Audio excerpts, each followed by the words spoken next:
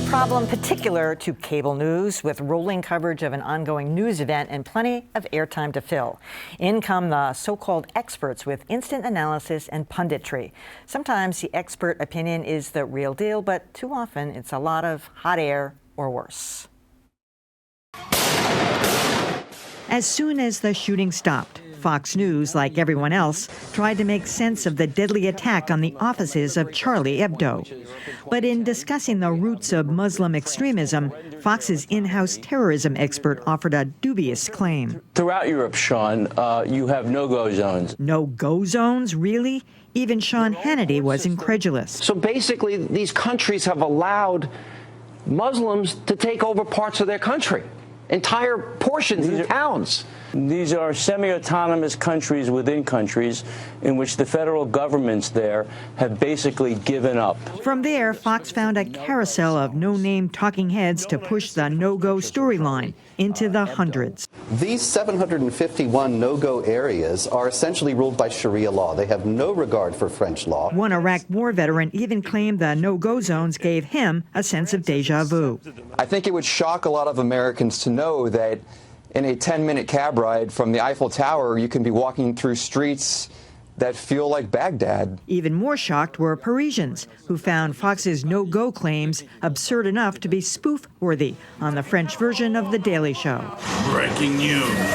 Paris is a very, very dangerous city, probably the most in the world. But one person who isn't laughing is the mayor of Paris, who's threatening to sue Fox News. The image of Paris has been prejudiced, and the honor of Paris have been prejudiced. Even Fox had to concede it might have been wrong. Over the course of this last week, we have made some regrettable errors on air. File under "Be careful of the company you keep."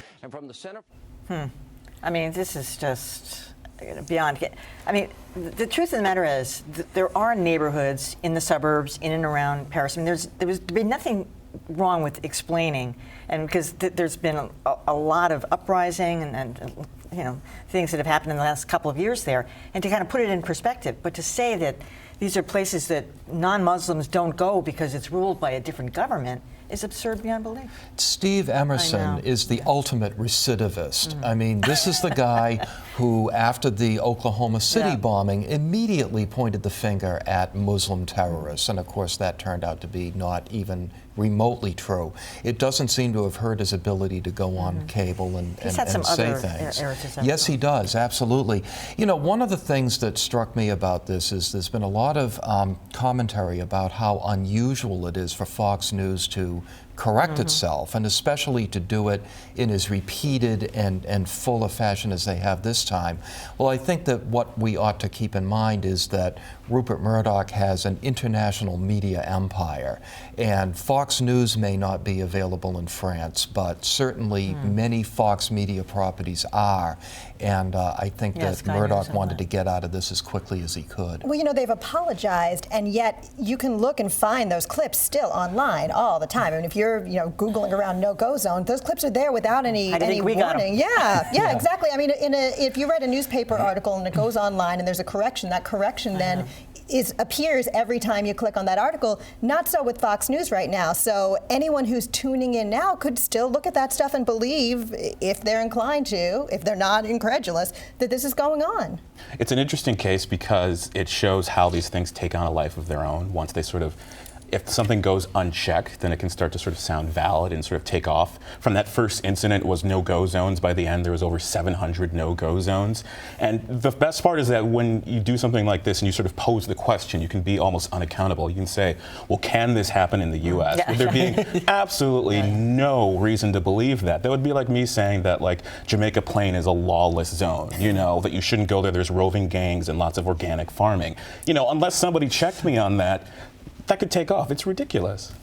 Yeah, and it's especially regrettable because it's so unnecessary.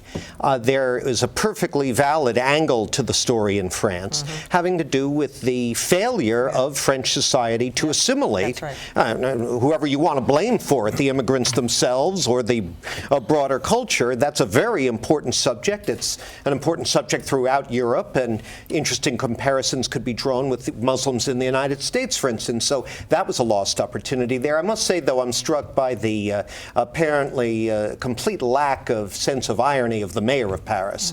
Right after this assault on freedom of speech, this horrendous assault in her city, her response to free speech that she doesn't like is to sue. It kind of feeds into Fox's basic, narrative, though. I mean, it's a prejudice, that they have against Muslims, and this just worked for them. So it's something I think that even though Sean Hannity was questioning, but he followed up on it. He wanted to believe it. Well, and it's disturbing when they do keep saying, "What if could it happen in America?" A lot of these commentators are then saying there are lots of Muslim immigrants who come to America. I mean, you really start to drum up something that's dangerous, and history proves, we can work up mobs against different classes and groups of people, and that's a dangerous thing for them to be fomenting. Absolutely, and I saw another clip of Sean Hannity that I think came up later than the one we saw, where he had incorporated all of this and was challenging his guests to agree with him. So it didn't take him long to come around and believe in the no-go zones. It's not good when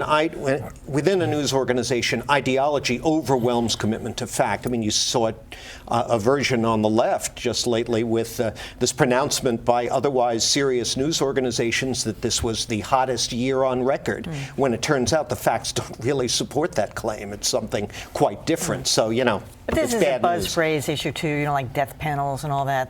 This is something for them to latch It's the on. boogeyman of Sharia law. It's something that gets thrown around so much, and especially on Fox News, where it's this sort of anonymous thing that sounds pretty threatening, but most Americans don't have any clear idea about. Sharia law could be in your town. That sounds like something that's going to overtake your local government, and for most Americans who maybe aren't up on that can sound pretty terrifying. By the way, I Could didn't know Sharia that. law Thanks. come to your town? On the hottest. Check it out. I'll be checking that out. I'm I'm going going to steal to. that right about it.